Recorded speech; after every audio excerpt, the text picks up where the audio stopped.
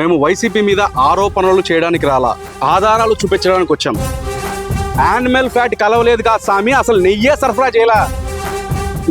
నెయ్యిని సరఫరా చేశారు. సిట్ రిపోర్ట్ అంతా మీరు ఫేక్ అని నిరూపిస్తే నేను రాజకీయ సన్యాసం తీసుకుంటాను. రోజు రోజుకు తిరుమల లడ్డు వ్యవహారము రాజకీయాలలో పెద్ద చర్చగా మారింది. ఎందుకంటే అటు వైఎస్ఆర్సీపీ పార్టీ కావచ్చు, ఇటు కూటమి నేతలు కావచ్చు, ఎవరికి వాళ్ళు ప్రెస్ మీట్ పెట్టి ఓ పక్క వైఎస్ఆర్సీపీ ఏమో కల్తీ జరగలేదు, టీడీపీ అనవసరంగా మా మీద నిందలు వేస్తుందంటుంది.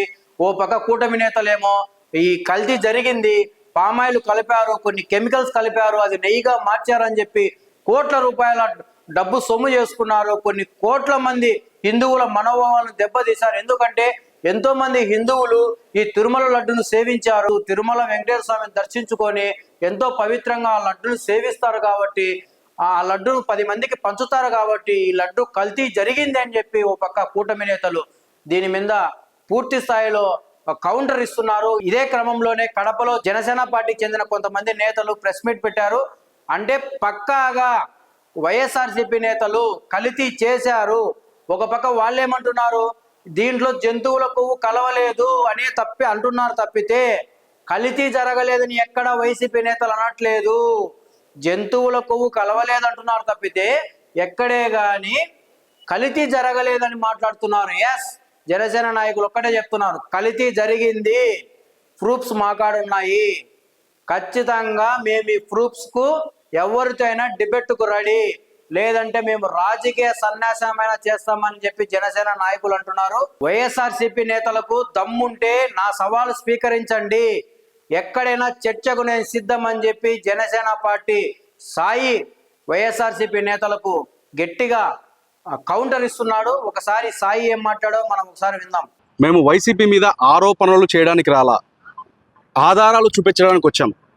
విషయం ఏంటంటే గత 4 రోజులుగా వైసీపీ కార్యకర్తలు, వైసీపీ నాయకులు, వైసీపీ జర్నలిస్టులు, వైసీపీ సోషల్ మీడియా యాక్టివిస్టులు, యూట్యూబ్ ఇన్ఫ్లుయెన్సర్లు అందరూ కలిసి పవన్ కళ్యాణ్ నెయ్యిలో కల్తీ జరిగిందన్నావు, చూడు అనిమల్ ఫ్యాట్ లేదంట, చంద్రబాబు అనిమల్ ఫ్యాట్ ఉందని చెప్పి ఆరోపణలు చేశావు, చూడు న్యాయం గెలిచింది, సత్యమేవ జయతే అని జగనన్నకి ఎలివేషన్లు ఇస్తా గుళ్ళ దగ్గరికి పోయేసి ప్రెస్ మీట్లు పెట్టేసి దేవుడా క్షమించు ఉప ముఖ్యమంత్రిని, ముఖ్యమంత్రి క్షమించు దేవుడా అని వాళ్ళు తవ్విన ఒక అవినీతి పెద్ద బావిని ఒక చిన్న కర్చీఫ్తో కప్పాలని చూస్తున్నారు. విషయం ఏంటంటే తిరుమల కల్తీ నెయ్యి వ్యవహారం మీద సుప్రీంకోర్టు ఒక సిట్ను నియమించింది. ఆ సిట్ 15 నెలల సుదీర్ఘ విచారణ తర్వాత 600 పేజీలతో జనవరి 24వ తేదీన సుప్రీంకోర్టుకి సబ్మిట్ చేసింది రిపోర్ట్ని. ఆ రిపోర్ట్లో ఏముందో చెప్తాను. ఆ రిపోర్ట్లో అసలు 2019 నుంచి 2024 వరకు వైసీపీ హయాంలో తిరుమల శ్రీవారి ప్రసాదంలో అసలు నెయ్యే వాడలేదు. మీరు అనుకోవచ్చు నెయ్యి వాడకుండా ఏం వాడినారని. మీకు ఒక విషయం చెప్తా. స్వచ్ఛమైన ఆవు నెయ్యి, ఇది పామాయిల్. వాళ్ళు వాడాల్సింది ఇది, వాళ్ళు వాడింది ఇది అని ల్యాబ్ రిపోర్ట్ ద్వారా కనుగొట్టినట్టు వాదించడం జరిగింది.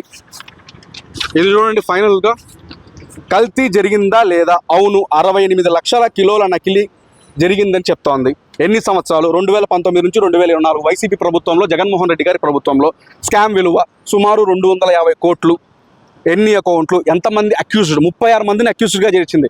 దీంట్లో ముఖ్యంగా చెప్పాల్సింది ఏంటంటే 36 మంది అక్యూజ్డ్లో ముఖ్యంగా నిందితుడు ఎవరో తెలుసా?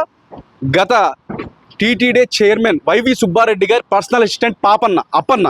చూడండి ఇక్కడ ఆ పేరు కూడా చూపిస్తాను నేను. ఇదిగో అక్యూజ్డ్ లిస్ట్. ఇది అక్యూజ్డ్ లిస్ట్లో చూడండి, Chinna Appanna, personal assistant former TTD chairman YV Subba Reddy గారి పర్సనల్ అసిస్టెంట్, ఆయన పిఏ, ఆయన డైరెక్ట్గా ఇన్వాల్వ్మెంట్ అయ్యి అరెస్ట్ అయి ఉన్నాడు. ఇప్పుడు ఇదంతా చెప్పకుండా యానిమల్ ఫ్యాట్ కలవలేదంట.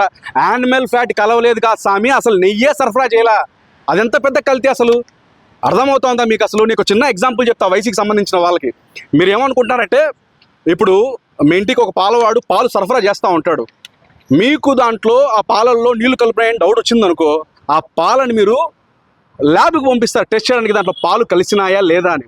ఆ ల్యాబ్ రిపోర్టర్ ఏం చేస్తాడు? రిపోర్ట్ ఇస్తాడు మీకు, పాలు కలిసినాయా లేదని. సార్ అవి పాలు కాదు సార్, ఫెనాయిల్ సార్, ఇన్నాళ్ళు మీకు సరఫరా చేసిందని చెప్తారు రిపోర్టర్. అప్పుడు మీరు ఏం చేస్తారు? అవి పాలల్లో నీళ్లు కలవలేదని సంతోషపడతారా? లేకపోతే పాల బదులు ఫెనాయిల్ ఇన్ని రోజులు సరఫరా చేశాడని వాడిని చెప్పుతో కొడతారా? అదే కదా జరిగింది. మీరు నెయ్యిలో అనిమల్ ఫ్యాట్ కలవలేదు అంటున్నారు. అసలు నెయ్యి సరఫరా జరగలేదబ్బా. ఈ పామ్ ఆయిల్లో kernel oil, acetic acid, monoglyceride కలిపి ఒక కల్తీ నెయ్యి కాని నెయ్యిని సరఫరా చేశారు. 5 ఏళ్లలో 68 లక్షల కేజీలు, 250 కోట్ల స్కాము, 20 కోట్ల లడ్లు. ఎంత పెద్ద మహాపాపం. తిరుమల లడ్డు అంటే కేవలం అది బడ్డీ కొట్లో దొరికే స్వీట్ కాదు, 100 కోట్ల హిందువుల ఆత్మ గౌరవం అది. ఆ లడ్డు ప్రాముఖ్యత ఏంటంటే, ఇప్పుడు మనం తిరుమలకి వెళ్ళాలంటే 7 కొండలు కష్టపడి ఎక్కి క్యూ లైన్లో గంటల తరబడి నుంచొని అలసిపోయిన కంటికి, సొలసిపోయిన ఒంటికి సేద చిత్తే దివ్య ప్రసాదం తిరుమల లడ్డు. అలాంటి దివ్య ప్రసాదంలో కల్తీ చేసి 5 ఏళ్ళు సరఫరా చేసి ఇంతమంది హిందువుల మనోభావాలు దెబ్బతీస్తుంటే అవి కనపడకుండా దాంట్లో కేవలం యానిమల్ ఫ్యాట్ లేదని మాత్రమే చెప్పుకుంటా, సంకలు గుద్దుకుంటా సీఎం క్షమాపణ చెప్పాలి, డిప్యూటీ సీఎం క్షమాపణ చెప్పాలి, గోవిందా గోవిందా అనుకుంటా ప్రెస్ మీట్లు పెడతా ఉన్నాం. నేను చూపించిన ఈ సిట్ రిపోర్ట్ అంతా మీరు ఫేక్ అని నిరూపిస్తే నేను రాజకీయ సన్యాసం తీసుకుంటాను. జీవితంలో రాజకీయాలు మాట్లాడను. నేను ఆ సవాల్ డైరెక్ట్గా సవాల్ విసురుతున్నా మీకు.